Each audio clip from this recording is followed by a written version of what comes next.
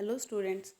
ਤਾਂ ਸੀ ਲੈਂਗੁਏਜ ਦੇ ਵਿੱਚ ਸਾਡਾ ਅੱਜ ਦਾ ਟੌਪਿਕ ਪੁਆਇੰਟਰ ਅਰਥਮੈਟਿਕ ਇਨ ਸੀ ਮੀਨਸ ਕਿ ਤੁਸੀਂ ਪੁਆਇੰਟਰਸ ਦੇ ਉੱਪਰ ਵੀ ਅਰਥਮੈਟਿਕ ਆਪਰੇਸ਼ਨਸ ਪਰਫਾਰਮ ਕਰ ਸਕਦੇ ਹੋ, ਜਿੱਦਾਂ ਐਡੀਸ਼ਨ, ਸਬਟਰੈਕਸ਼ਨ ਐਕਸੈਟਰਾ।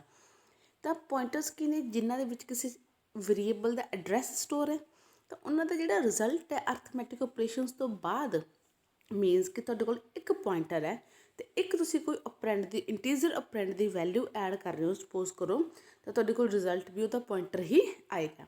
ਬਟ ਜੇਕਰ ਪੁਆਇੰਟਰ ਫਰੋਮ ਪੁਆਇੰਟਰ ਹੈ, ਇੱਕ ਪੁਆਇੰਟਰ ਦੇ ਵਿੱਚੋਂ ਸਪੋਜ਼ ਆਪਾਂ ਪੁਆਇੰਟਰ ਦੀ ਵੈਲਿਊ ਹੀ ਮਾਈਨਸ ਕਰ ਰਹੇ ਹਾਂ, ਦੈਨ ਤੁਹਾਡੇ ਕੋਲ ਇੱਕ ਇੰਟੀਜਰ ਵੈਲਿਊ ਰਿਜ਼ਲਟ ਦੇ ਤੌਰ 'ਤੇ ਆਉਂਦੀ ਹੈ।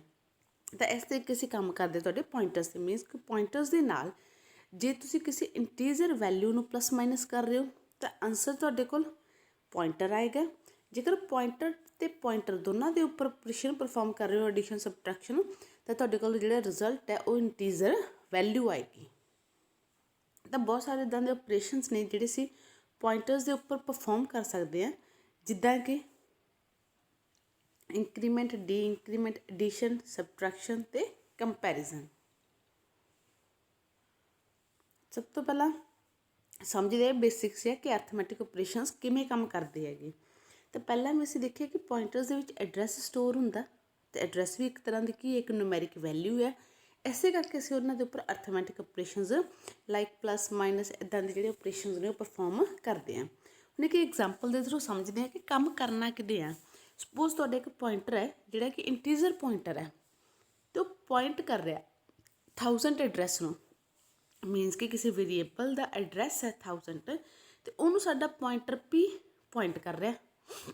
ਹੁਣ ਤੁਹਾਨੂੰ ਪਤਾ ਕਿ ਜੇਕਰ ਜਿਹੜਾ ਇੰਟੀਜਰ ਦੀ ਸਾਈਜ਼ ਹੈ ਉਹ ਡਿਪੈਂਡ ਕਰਦਾ ਹੈ ਤੁਹਾਡੇ ਕੰਪਿਊਟਰ ਦੇ ਆਰਕੀਟੈਕਚਰ 'ਤੇ। ਕਿ ਸਪੋਜ਼ ਤੁਹਾਡਾ ਜਿਹੜਾ ਕੰਪਿਊਟਰ ਦਾ ਆਰਕੀਟੈਕਚਰ ਉਹ 32 ਬਿਟ ਇੰਟੀਜਰ ਹੈ, ਮੀਨਸ ਕਿ ਇੱਕ ਇੰਟੀਜਰ 4 ਬਾਈਟ ਦੀ ਜਗ੍ਹਾ ਲਊਗਾ ਮੈਮਰੀ ਦੇ ਵਿੱਚ। ਅਤੇ ਜਦੋਂ ਹੀ ਅਸੀਂ ਤੁਹਾਡੇ ਪੁਆਇੰਟਰ ਵੇਰੀਏਬਲ ਨੂੰ ਪਲੱਸ ਪਲੱਸ ਕਰਦੇ ਹੈਗੇ, ਦੁਬਾਰਾ ਪ੍ਰੋਪਰ ਐਕਸਪਲੇਨ ਕਰ ਰਹੀ ਹਾਂ, 1000 ਐਡਰੈਸ ਨੂੰ ਤਾਂ ਪੁਆਇੰਟ ਕਰ ਰਿਹਾ, ਇੱਕ ਇੰਟੀਜਰ ਲੈ ਰਿਹਾ 4 ਬਾਈਟ ਕਿਉਂਕਿ 32 ਬਿਟ ਹੈ, ਅਤੇ ਅਸੀਂ ਕੀਤਾ ਪਲੱਸ ਪਲੱਸ। ਅਸੀਂ ਕਿਹਾ ਕਿ ਪੁਆਇੰਟਰ ਦੀ ਵੈਲਿਊ ਇੱਕ ਨਾਲ ਇੰਕਰੀਜ਼ ਹੋ ਜੀ। ਇੱਕ ਨਾਲ ਮਤਲਬ 1001 ਨਹੀਂ ਹੋਊਗੀ, ਕਿਉਂਕਿ ਉਹ ਖੁਦ ਇੰਟੀਜਰ ਟਾਈਪ ਦਾ, ਤਾਂ ਇੱਕ ਇੰਟੀਜਰ 4 ਬਾਈਟ ਲੈ ਰਿਹਾ, ਯਾਨੀ ਕਿ ਨੈਕਸਟ ਐਡਰੈਸ ਉਹ ਕਿਹਨੂੰ ਪੁਆਇੰਟ ਕਰੂਗਾ 1004।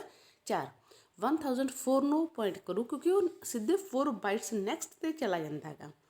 ਇਹ ਹੁੰਦਾ ਕੰਮ ਤੁਹਾਡੇ ਇੰਕਰੀਮੈਂਟ ਆਪਰੇਸ਼ਨਸ ਦਾ। ਇਹਦੇ ਸਪੋਜ਼ ਕਰੋ ਕਿ ਜਿਹੜਾ ਤੁਹਾਡਾ ਪੁਆਇੰਟਰ ਹੈ ਉਹ ਕਿਸੇ ਕਰੈਕਟਰ ਨੂੰ ਪੁਆਇੰਟ ਕਰ ਰਿਹਾ ਜਿਹਦਾ ਕਿ ਐਡਰੈਸ 1000 ਹੈ, ਅਤੇ ਜਦੋਂ ਅਸੀਂ ਉਹਨੂੰ ਇੰਕਰੀਮੈਂਟ ਕੀਤਾ, ਹੁਣ ਇੱਕ ਕਰੈਕਟਰ 1 ਬਾਈਟ ਮੈਮਰੀ ਦੇ ਵਿੱਚ ਜਗ੍ਹਾ ਲੈਂਦਾ, ਤਾਂ ਓਬਵੀਅਸ ਹੈ ਉਹ 1000 ਤੋਂ ਬਾਅਦ ਕਿਹਨੂੰ ਪੁਆਇੰਟ ਕਰੂਗਾ 1001 ਲੋਕੇਸ਼ਨ ਨੂੰ ਪੁਆਇੰਟ ਕਰੂਗਾ। ਤਾਂ ਪੁਆਇੰਟਰਸ ਕਰਨ ਤੋਂ ਪਹਿਲਾਂ ਤੁਸੀਂ ਤੁਹਾਡੇ ਕੰਪਿਊਟਰ ਦਾ ਆਰਕੀਟੈਕਚਰ ਕੀ ਹੈ, ਉਹ ਕਿੰਨੇ ਬਾਈਟ ਜਗ੍ਹਾ ਜਿਹੜੀ ਹੈ ਲੈ ਰਿਹਾ, ਤੁਹਾਡਾ ਜਿਹੜਾ ਪੁਆਇੰਟਰ ਹੈ ਉਹ ਇੰਟੀਜਰ ਟਾਈਪ ਹੈ, ਕਰੈਕਟਰ ਟਾਈਪ ਹੈ, ਇਹ ਜ਼ਰੂਰ ਧਿਆਨ ਦੇ ਵਿੱਚ ਰੱਖਣਾ ਹੈ। ਹੁਣ ਅਸੀਂ ਸ਼ੁਰੂ ਕਰਦੇ ਹਾਂ ਇੰਕਰੀਮੈਂਟਿੰਗ ਹੈ ਪੁਆਇੰਟਰ। ਅਸੀਂ ਨੋਰਮਲ ਵੇਰੀਏਬਲਸ ਦੀ ਤਰ੍ਹਾਂ ਪੁਆਇੰਟਰਸ ਨੂੰ ਵੀ ਇੰਕਰੀਮੈਂਟ ਕਰ ਸਕਦੇ ਹਾਂ। ਅਤੇ ਪੁਆਇੰਟਰਸ ਨੂੰ ਅਸੀਂ ਇੰਕਰੀਮੈਂਟ ਕਿਉਂ ਕਰ ਰਹੇ ਹਾਂ? ਜਦੋਂ ਅਸੀਂ ਕੋਈ ਐਰੇ ਵਗੈਰਾ ਨਾਲ ਕੰਮ ਕਰਨਾ ਹੋਵੇ, ਕਿਉਂਕਿ ਐਰੇ ਕੀ ਹੁੰਦਾ, ਨੈਕਸਟ ਕੰਟੀਨਿਊਸ ਮੈਮਰੀਜ਼ ਦੇ ਵਿੱਚ ਡਾਟਾ ਸਟੋਰ ਹੁੰਦਾ, ਤਾਂ ਅਸੀਂ ਐਰੇ ਦੇ ਨਾਲ ਪੁਆਇੰਟਰ ਨੂੰ ਮਿਲਾ ਕੇ ਕੰਮ ਕਰ ਸਕਦੇ ਹਾਂ, ਜਿਹਨੂੰ ਕਿ ਅਸੀਂ ਇੰਕਰੀਮੈਂਟ ਕਰਕੇ ਦੇਖਦੇ ਹਾਂ। ਤਾਂ ਉਹ ਅਗਲੀ ਜਿਹੜੇ ਐਲੀਮੈਂਟਸ ਨੇ, ਸਕਸੀਡਿੰਗ ਐਲੀਮੈਂਟਸ ਨੇ, ਉਹਨਾਂ ਨੂੰ ਪੁਆਇੰਟ ਕਰਦਾ ਰਹੂਗਾ। ਤਾਂ ਅਸਲ ਵਿੱਚ ਅਸੀਂ ਕਰਾਂਗੇ ਕਿ ਅਸੀਂ ਇੱਕ ਐਰੇ ਦਾ ਜਿਹੜਾ ਐਡਰੈਸ ਹੈ, ਸਟਾਰਟਿੰਗ ਐਡਰੈਸ, ਉਹ ਕਿਸੇ ਪੁਆਇੰਟਰ ਦੇ ਵਿੱਚ ਸਟੋਰ ਕਰਵਾ ਦਿਆਂਗੇ, ਅਤੇ ਉਸ ਤੋਂ ਬਾਅਦ ਅਸੀਂ ਪੁਆਇੰਟਰ ਨੂੰ ਪਲੱਸ ਪਲੱਸ ਕਰੀ ਜਾਵਾਂਗੇ, ਤਾਂ ਉਹ ਨੈਕਸਟ ਲੋਕੇਸ਼ਨਸ ਨੂੰ ਪੁਆਇੰਟ ਕਰਦਾ ਰਹੂਗਾ। ਇੱਕ ਐਗਜ਼ਾਮਪਲ ਦੇ ਥਰੂ ਦੇਖਦੇ ਹਾਂ। ਐਗਜ਼ਾਮਪਲ ਦੇ ਕੇਸ 'ਚ ਬੇਟਾ ਮੈਂ ਤੁਹਾਨੂੰ ਦੋ ਐਗਜ਼ਾਮਪਲਸ ਲਿਖ ਰਹੀ ਹੈਗੀ, ਇੱਕ ਥੋੜ੍ਹੀ ਜਿਹੀ ਕਹਿ ਲਓ ਡਿਫੀਕਲਟ, ਇੱਕ ਉਸ ਤੋਂ ਵੀ ਈਜ਼ੀ ਕਰਕੇ ਤੁਹਾਨੂੰ ਲਿਖੀ ਹੋਈ ਹੈ। ਆਪਸ਼ਨਸ ਤੁਹਾਡੇ ਉੱਪਰ, ਤੁਸੀਂ ਕੋਈ ਵੀ ਐਗਜ਼ਾਮਪਲ ਚੂਜ਼ ਕਰ ਸਕਦੇ ਹੋ। ਤਾਂ ਫਸਟ ਐਗਜ਼ਾਮਪਲ ਦੇ ਵਿੱਚ ਕੀਤਾ ਕਿ ਆਪਾਂ ਇੱਕ ਕੌਨਸਟੈਂਟ ਲੈ ਲਿਆ ਮੈਕਸ ਇਕਸ ਟੂ 3। ਕੌਨਸਟੈਂਟ ਤੁਹਾਨੂੰ ਪਤਾ ਕਿ ਕੌਨਸਟੈਂਟ ਆਪਾਂ ਲੈ ਸਕਦੇ ਹੁੰਦੇ ਇਸ ਤਰੀਕੇ ਨਾਲ। ਤਾਂ ਆਪਾਂ ਕੌਨਸਟੈਂਟ ਡਿਕਲੇਅਰ ਕੀਤਾ ਜਿਸ ਦਾ ਨਾਮ ਮੈਕਸ ਹੈ ਅਤੇ ਵੈਲਿਊ ਉਹਦੀ 3 ਹੈ। ਮੇਨ ਦੇ ਵਿੱਚ ਆ ਕੇ ਅਸੀਂ ਇੱਕ ਐਰੇ ਲੈ ਲਿਆ ਜਿਹਦੇ ਵਿੱਚ 3 ਵੈਲਿਊਜ਼ ਨੇ ਤੁਹਾਡੀਆਂ, ਯਾਨੀ ਕਿ ਇੱਕ ਐਰੇ ਹੋ ਗਿਆ ਜਿਹੜਾ 10, 100 ਅਤੇ 200 ਵੈਲਿਊਜ਼ ਨੂੰ ਸਟੋਰ ਕਰਵਾ ਰਿਹਾ। ਅਸੀਂ ਇੱਕ ਪੁਆਇੰਟਰ ਟਾਈਪ ਦਾ ਵੇਰੀਏਬਲ ਵੀ ਲੈ ਲਿਆ, ਅਤੇ ਜਿਹੜਾ ਤੁਹਾਡਾ ਵੈਰ ਨਾਮ ਦਾ ਐਰੇ ਆ ਉਹਦਾ ਐਡਰੈਸ ਸਟੋਰ ਕਰਵਾਤਾ PTR ਦੇ ਵਿੱਚ। ਇੱਥੇ ਅਸੀਂ ਵੈਰ ਦੇ ਅੱਗੇ ਐਡਰੈਸ ਦਾ ਸਿੰਬਲ ਨਹੀਂ ਪਾਇਆ, ਤੁਸੀਂ ਨਹੀਂ ਵੀ ਪਾ ਰਹੇ ਤਾਂ ਵੀ ਉਹ ਆਪਣੀ ਪਹਿਲੀ ਇੰਡੈਕਸ ਦੀ ਜਿਹੜਾ ਐਡਰੈਸ ਹੈ ਉਹ PTR 'ਚ ਸਟੋਰ ਕਰਵਾ ਦੂਗਾ।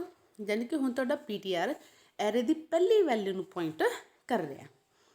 ਫਿਰ ਅਸੀਂ ਲੂਪ ਲਗਾਇਆ ਸਾਰੀਆਂ ਵੈਲਿਊਜ਼ ਪ੍ਰਿੰਟ ਕਰਨ ਲਈ, ਜਿਹੜਾ ਕਿ 0 ਤੋਂ ਲੈ ਕੇ ਮੈਕਸ ਤੱਕ ਚੱਲੂਗਾ। ਮੈਕਸ ਤੁਸੀਂ ਸਮਝਦੇ ਹੋ ਨਾ, ਵੈਲਿਊ 3 ਤੱਕ ਚੱਲੂਗਾ, ਜਿੰਨਾ ਤੁਹਾਡੇ ਐਰੇ ਦਾ ਸਾਈਜ਼ ਹੈ ਉੱਥੋਂ ਤੱਕ ਉਹ ਚੱਲੂਗਾ। ਅਤੇ ਹਰ ਵਾਰ ਅਸੀਂ PTR ਅਤੇ ਸਟਾਰ PTR, ਇਕੱਲਾ PTR ਲਿਖਦੇ ਤਾਂ ਉਹਦਾ ਐਡਰੈਸ ਪ੍ਰਿੰਟ ਕਰਵਾਉਂਦਾ ਹੁੰਦਾ, ਸਟਾਰ PTR ਪਾ ਕੇ ਲਿਖ ਰਹੇ ਹਾਂ ਤਾਂ ਉਸ ਐਡਰੈਸ 'ਤੇ ਜਿਹੜੀ ਉਹ ਵੈਲਿਊ ਆ ਉਹ ਪ੍ਰਿੰਟ ਕਰਕੇ ਤੁਹਾਨੂੰ ਦਿਖਾ ਦੂਗਾ। ਅਤੇ ਹਰ ਵਾਰ ਅਸੀਂ ਆਪਦੇ PTR ਨੂੰ ਕਰ ਲੈਂਦੇ ਹਾਂ ++।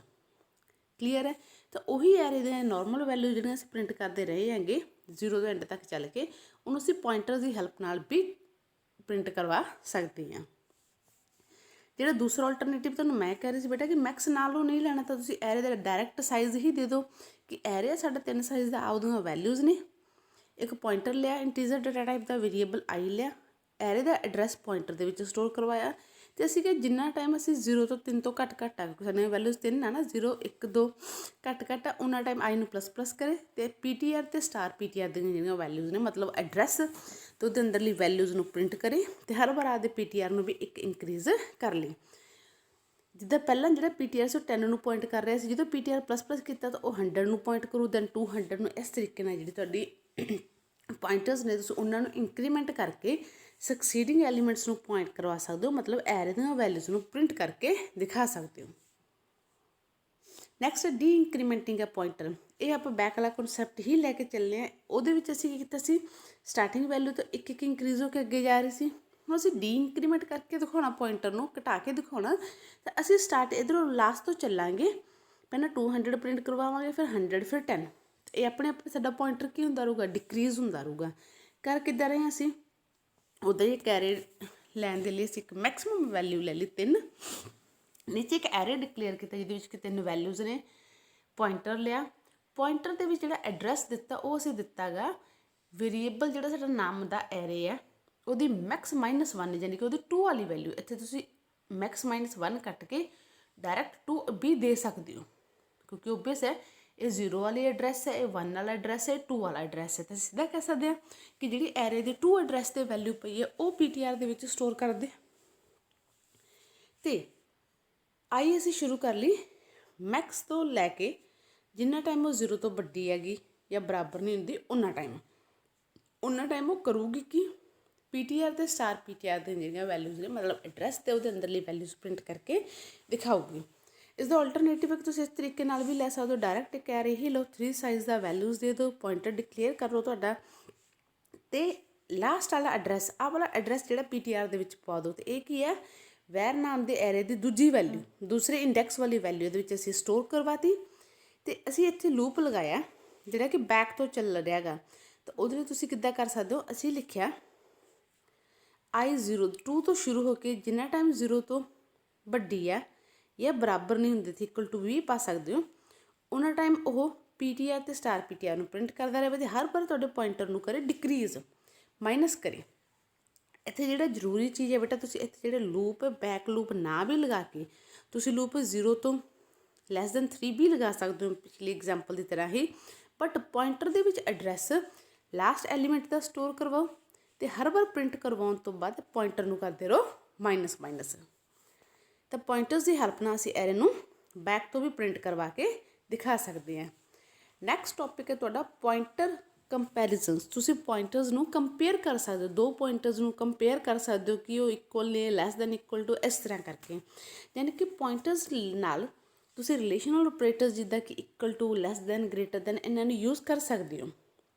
ਜੇ P1 ਅਤੇ P2 ਪੁਆਇੰਟ ਕਰ ਰਹੇ ਵੇਰੀਏਬਲਸ ਨੂੰ that are related to each other, ਜਿੱਦਾਂ ਕਿ ਐਰੇ ਦੇ ਐਲੀਮੈਂਟ, ਮੰਨ ਲਓ P1 ਅਤੇ P2 ਕੁਛ ਇੱਦਾਂ ਦੇ ਐਲੀਮੈਂਟਸ ਨੂੰ ਪੁਆਇੰਟ ਕਰ ਰਹੇ ਜਿਹੜੇ ਕਿ ਇੱਕ ਹੀ ਟਾਈਪ ਦੇ ਆ, ਮਤਲਬ ਐਰੇ ਦੇ ਹੈਗੇ, ਤਾਂ P1 ਅਤੇ P2 ਨੂੰ ਅਸੀਂ ਕੰਪੇਅਰ ਕਰ ਸਕਦੇ ਹਾਂ।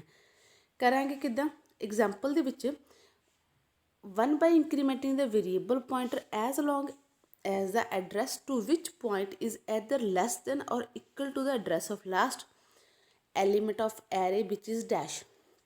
ਮੀਨਿੰਗ ਕੀ ਹੈ ਕਿ ਤੁਸੀਂ ਹੁਣ ਅਸੀਂ ਪੁਆਇੰਟਰਸ ਨੂੰ ਦੇਖੋ ਵੈਸੇ ਤਾਂ ਕੰਪੇਅਰ ਨਹੀਂ ਕਰਾਂਗੇ, ਅਸੀਂ ਇਸ ਜਿਹੜੀ ਐਗਜ਼ਾਮਪਲ ਹੈ ਇਸ ਦੇ ਵਿੱਚ ਕਿਉਂ ਪੁਆਇੰਟਰਸ ਨੂੰ ਕੰਪੇਅਰ ਕੀਤਾ, ਅਸੀਂ ਉੱਥੇ ਹਰ ਵਾਰ ਇੱਥੇ ਲੂਪ ਲਗਾਉਂਦੇ ਸੀ I ਦਾ, ਹਾਲਾਂਕਿ ਅਸੀਂ ਕੰਮ ਪੁਆਇੰਟਰ ਨਾਲ ਹੀ ਕਰ ਰਹੇ ਹਾਂ, ਪ੍ਰਿੰਟ ਪੁਆਇੰਟਰਸ ਨੂੰ ਕਰਵਾ ਰਹੇ ਹਾਂ, ਐਡਰੈਸ ਪੁਆਇੰਟਰਸ ਦਾ ਜਿਹੜਾ ਹੈ ++ ਕਰ ਰਹੇ ਹਾਂ ਕਿ ਤਾਂ ਇੱਥੇ ਆਈ ਦੇ ਲੂਪ ਦੀ ਸਾਨੂੰ ਜ਼ਰੂਰਤ ਹੀ ਨਹੀਂ। ਅਸੀਂ ਸਿੰਪਲ ਕੀ ਕਰਦੇ, ਇੱਕ ਐਰੇ ਲੈਂਦੇ, ਇੱਕ ਪੁਆਇੰਟਰ ਲੈਂਦੇ, ਪੁਆਇੰਟਰ 'ਚ ਐਰੇ ਦਾ ਐਡਰੈਸ ਪਵਾ ਕੇ ਕਹਿੰਦੇ ਜਿੰਨਾ ਟਾਈਮ ਪੁਆਇੰਟਰ ਉਹਦੇ ਲਾਸਟ ਐਡਰੈਸ ਦੇ ਬਰਾਬਰ ਨਹੀਂ ਹੈਗਾ ਤਾਂ ਓਬਵੀਅਸ ਹੈ ਕੀ ਹੋ ਗਿਆ, ਇਸ ਤਰੀਕੇ ਨਾਲ ਵੀ ਤਾਂ ਅਸੀਂ ਕੰਮ ਕਰ ਸਕਦੇ ਹਾਂ ਨਾ। ਤੇ ਇੱਥੇ ਅਸੀਂ ਪੁਆਇੰਟਰਸ ਦਾ ਕੰਪੈਰੀਜ਼ਨ ਹੀ ਤਾਂ ਕਰ ਰਹੇ ਹਾਂ। ਅਸੀਂ ਇਹੀ ਕਿਹਾ ਨਾ, ਜਿੰਨਾ ਟਾਈਮ ਆਹ ਵਾਲਾ PTR ਇਸ ਦੇ ਐਡਰੈਸ ਤੋਂ ਛੋਟਾ ਜਾਂ ਬਰਾਬਰ ਨਹੀਂ ਹੁੰਦਾ ਤਾਂ ਇੱਥੇ ਰਿਲੇਸ਼ਨਲ ਆਪਰੇਟਰਸ ਯੂਜ਼ ਹੋ ਗਏ, ਪੁਆਇੰਟਰਸ ਦਾ ਕੰਪੈਰੀਜ਼ਨ ਹੋ ਗਿਆ। ਤਾਂ ਇਸ ਤਰੀਕੇ ਨਾਲ ਵੀ ਅਸੀਂ ਵਰਕਿੰਗ ਕਰ ਸਕਦੇ, ਨਾ ਕਿ ਸਾਨੂੰ ਇੱਥੇ ਜ਼ਰੂਰਤ ਹੈ ਕਿ ਅਸੀਂ ਇੱਥੇ ਫੋਰ ਲੂਪ ਲਗਾ ਕੇ ਆਈ ਦੀ ਵੈਲਿਊ 0 ਤੋਂ ਸ਼ੁਰੂ ਕਰਕੇ ਜਿੰਨਾ ਟਾਈਮ ਉਹ ਐਰੇ ਦੇ ਲਾਸਟ ਸਾਈਜ਼ ਤੋਂ ਘੱਟ ਹੈ ਉਨਾ ਟਾਈਮ ਚਲਾਈਏ। ਉਸ ਤੋਂ ਬੈਟਰ ਆਪਸ਼ਨ ਹੈ ਤੁਸੀਂ ਇੱਕ ਐਰੇ ਲੈ ਲਓ, ਉਹਨੂੰ ਉਹਦੇ ਸਟਾਰਟਿੰਗ ਐਡਰੈਸ ਨੂੰ ਉਹਦੇ ਲਾਸਟ ਐਡਰੈਸ ਦੇ ਨਾਲ ਕੰਪੇਅਰ ਕਰੋ ਵੀ ਉਨਾ ਟਾਈਮ ਅਸੀਂ ਵੈਲਿਊਜ਼ ਪ੍ਰਿੰਟ ਕਰਨੀਆਂ ਜਿੰਨਾ ਟਾਈਮ ਸਾਡਾ ਪਹਿਲਾ ਐਡਰੈਸ ਐਂਡ ਤੱਕ ਨਹੀਂ ਪਹੁੰਚਦਾ। ਜਿਵੇਂ ਐਗਜ਼ਾਮਪਲ ਦੇ ਵਿੱਚ ਇੱਕ ਕੌਨਸਟੈਂਟ ਵੈਲਿਊ ਲਈ ਸੀ max = 3, ਨੀਚੇ ਇੱਕ ਐਰੇ ਡਿਕਲੇਅਰ ਕੀਤਾ, ਇੱਕ ਪੁਆਇੰਟਰ ਲਿਆ ਸੀ PTR ਅਤੇ PTR ਦੇ ਵਿੱਚ ਐਰੇ ਦਾ ਐਡਰੈਸ ਪਵਾਤਾ, ਯਾਨੀ ਕਿ ਪਹਿਲਾ ਐਡਰੈਸ ਉਹਦੇ ਵਿੱਚ ਸਟੋਰ ਹੋ ਗਿਆ 10 ਵਾਲਾ ਜਿਹੜਾ ਐਡਰੈਸ ਹੈ। ਅਤੇ ਉਸ ਤੋਂ ਬਾਅਦ ਅਸੀਂ ਕਿਹਾ ਜਿੰਨਾ ਟਾਈਮ PTR ਲਾਸਟ ਐਡਰੈਸ 'ਤੇ ਨਹੀਂ ਬਰਾਬਰ ਨਹੀਂ ਜਾਂਦਾ, ਲਾਸਟ ਐਡਰੈਸ ਮਤਲਬ ਤੁਹਾਡੇ ਐਰੇ ਦਾ ਨਾਮ ਲਿਖ ਕੇ ਲਿਖੋ max -1, ਕਿਉਂਕਿ ਲਾਸਟ ਕਿਹੜਾ ਹੈਗਾ ਵੈਰ ਦੀ ਦੂਜੀ ਪੋਜੀਸ਼ਨ, ਉਹਨਾਂ ਟਾਈਮ ਇਹ ਕੰਪੈਰੀਜ਼ਨ ਕਰੇ ਅਤੇ ਹਰ ਵਾਰ PTR ਦਾ ਮਤਲਬ ਜਿਹੜਾ ਤੁਹਾਡਾ ਐਡਰੈਸ ਹੈ ਜੇ ਵੈਲਿਊ ਪ੍ਰਿੰਟ ਕਰਦਾ ਰਹੇ ਅਤੇ PTR ਨੂੰ ਕਰੇ ++। ਜਾਂ ਫਿਰ ਐਸੇ ਐਗਜ਼ਾਮਪਲ ਨੂੰ ਤੁਸੀਂ ਸੈਕਿੰਡ ਮੈਥਡ ਨਾਲ ਕਰ ਸਕਦੇ ਹੋ, ਡਾਇਰੈਕਟ ਇੱਕ ਐਰੇ ਲੈ ਲਓ 3 ਸਾਈਜ਼ ਦਾ, ਪੁਆਇੰਟਰ ਲੈ ਲਓ, ਐਡਰੈਸ ਸਟੋਰ ਕਰਵਾਤਾ ਐਰੇ ਦਾ ਪੁਆਇੰਟਰ ਦੇ ਵਿੱਚ, ਅਤੇ ਫਿਰ ਅਸੀਂ ਕੰਪੈਰੀਜ਼ਨ ਕੀਤਾ ਜਿੰਨਾ ਟਾਈਮ ਸਾਡਾ PTR ਤਾਂ ਇਹਨੂੰ ਪੁਆਇੰਟ ਕਰ ਰਿਹਾ 10 ਵੈਲਿਊ ਨੂੰ, ਉਹ <= ਆ ਵੈਰ ਐਰੇ ਦੇ ਸੈਕਿੰਡ ਐਡਰੈਸ ਤੋਂ, ਯਾਨੀ ਕਿ ਇਹਦੇ ਤੋਂ ਉਹਨਾਂ ਟਾਈਮ ਉਹ ਪ੍ਰਿੰਟ ਕਰਵਾਉਂਦਾ ਰਹੇ ਉਹਦੀ ਵੈਲਿਊ ਤੋਂ ਉਹਦੇ ਐਡਰੈਸ ਨੂੰ, ਅਤੇ ਹਰ ਵਾਰ ਪ੍ਰਿੰਟ ਕਰਵਾਉਣ ਤੋਂ ਬਾਅਦ ਇੱਕ ਵੈਲਿਊ ਨੂੰ ਇੰਕਰੀਜ਼ ਕਰ ਲਈ। ਤਾਂ ਇਸ ਤਰੀਕੇ ਨਾਲ ਤੁਸੀਂ ਐਰੇ ਦੇ ਉੱਪਰ ਕੰਮ ਕਰਨ ਦੇ ਲਈ ਜਿਹੜੇ ਪੁਆਇੰਟਰਸ ਨੇ ਉਹਨਾਂ ਨੂੰ ਕੰਪੇਅਰ ਵੀ ਕਰਵਾ ਸਕਦੇ ਹੋ, ਇੰਕਰੀਮੈਂਟ ਜਾਂ ਡੀ ਇੰਕਰੀਮੈਂਟ ਕਰਕੇ ਵੀ ਜਿਹੜਾ ਆਪਰੇਸ਼ਨਸ ਨੇ ਉਹ ਪਰਫੋਰਮ ਕਰ ਸਕਦੇ ਹੋ। ਇਹ ਸੀ ਪੁਆਇੰਟਰ ਕੰਪੈਰੀਜ਼ਨਸ। ਨੈਕਸਟ ਹੈ ਕੁਝ ਇਲੀਗਲ ਅਰਥਮੈਟਿਕ ਵਿਦ ਪੁਆਇੰਟਰਸ, ਕੁਝ ਇੱਦਾਂ ਦੇ ਆਪਰੇਸ਼ਨਸ ਜਿਹੜੇ ਕਿ ਪੋਸੀਬਲ ਨਹੀਂ ਹੈਗੇ ਇਨ ਕੇਸ ਆਫ ਦਾ ਪੁਆਇੰਟਰਸ। ਤਾਂ ਉਹ ਕਿਹੜੇ ਨੇ ਤੁਹਾਡੇ, ਤੁਸੀਂ ਐਡਰੈਸ + ਐਡਰੈਸ ਨਹੀਂ ਕਰ ਸਕਦੇ, ਮੀਨਜ਼ ਜਦੋਂ ਵੀ ਆਪਾਂ ਪਲੱਸ ਕੀਤਾ ਬੈਕ ਦੀ ਐਗਜ਼ਾਮਪਲ 'ਚ ਵੀ ਅਸੀਂ ਪੁਆਇੰਟਰ ਦੇ ਵਿੱਚ ਮਤਲਬ ਐਡਰੈਸ ਦੇ ਵਿੱਚ ਕੋਈ ਇੰਟੀਜ਼ਰ ਵੈਲਿਊ ਕੋਈ ਨੰਬਰ ਐਡ ਕੀਤਾ, ਨਾ ਕਿ ਅਸੀਂ ਐਡਰੈਸ ਐਡ ਕੀਤਾ। ਐਡਰੈਸ ਇਨਟੂ ਐਡਰੈਸ ਨਹੀਂ ਕਰ ਸਕਦੇ, ਐਡਰੈਸ ਮੋਡੂਲੇਟ ਐਡਰੈਸ ਨਹੀਂ ਕਰ ਸਕਦੇ, ਐਡਰੈਸ ਡਿਵੀਜ਼ਰ ਐਡਰੈਸ ਨਹੀਂ ਕਰ ਸਕਦੇ, ਐਡਰੈਸ ਐਂਡ ਐਡਰੈਸ, ਐਡਰੈਸ ਜ਼ੋਰ ਐਡਰੈਸ, ਐਡਰੈਸ ਔਰ ਐਡਰੈਸ ਜਾਂ ਨੋਟ ਐਡਰੈਸ ਦਾ। ਤਾਂ ਇਹ ਸਾਰੇ ਕੁਛ ਇੱਦਾਂ ਦੇ ਆਪਰੇਸ਼ਨਸ ਨੇ ਜਿਹੜੇ ਕਿ ਪੁਆਇੰਟਰਸ ਦੇ ਕੇਸ ਦੇ ਵਿੱਚ ਪੋਸੀਬਲ ਨਹੀਂ ਹੈਗੇ, ਅਤੇ ਇਹਨਾਂ ਦਾ ਜਿਹੜਾ ਆਨਸਰ ਉਹ ਗਲਤ ਆਉਂਦਾ ਹੈਗਾ। ਨੈਕਸਟ ਵੀਡੀਓ ਦੇ ਵਿੱਚ ਅਸੀਂ ਟੌਪਿਕ ਕਰਦੇ ਹਾਂ ਪੁਆਇੰਟਰ ਟੂ ਪੁਆਇੰਟਰ।